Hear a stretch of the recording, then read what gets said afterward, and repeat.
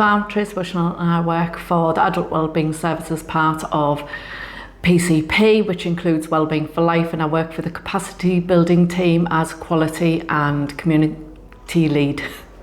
And I care for two people. I care for my mum, who's got stroke related physical and psychological issues, as well as COPD and vascular dementia. And I also care for my daughter, who's on the autistic and ADHD pathway, who also has attachment and mental health difficulties as well. It is difficult, it's very difficult, because you tend to get the appointments all grouped together. So you can go months without an appointment and then suddenly they all come together. So you feel a bit funny about asking for time off because it's just appointment after appointment. But basically I use the policies that are there with PCP, your carers leave, your dependents leave.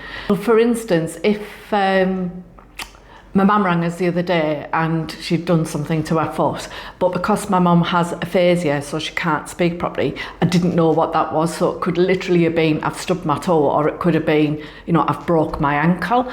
And I was able to use the carers policy to pop out and make sure she was okay and take her to hospital and all that kind of thing.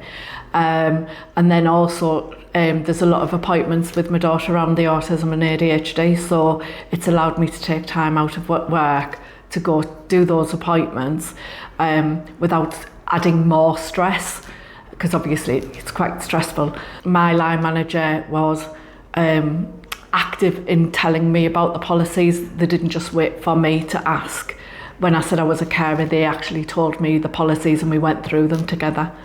Just be open and honest about any issues that crop up, and be honest about the type of caring role that you're doing, and just being honest about that and having those honest conversations when things might change. And also don't kind of give your life up to that person, because a big thing for me was the ability to keep on working. So without all these policies in place and the understanding of PCP, I wouldn't be able to work at all, or only a few hours a week, because obviously there's times where I need more time off than others, but this has meant that I can still continue with my career and still look after my mum and my daughter, and with a lot less stress. So just be open and honest and have those conversations with your line manager. I do think that PCP are extremely good in that respect.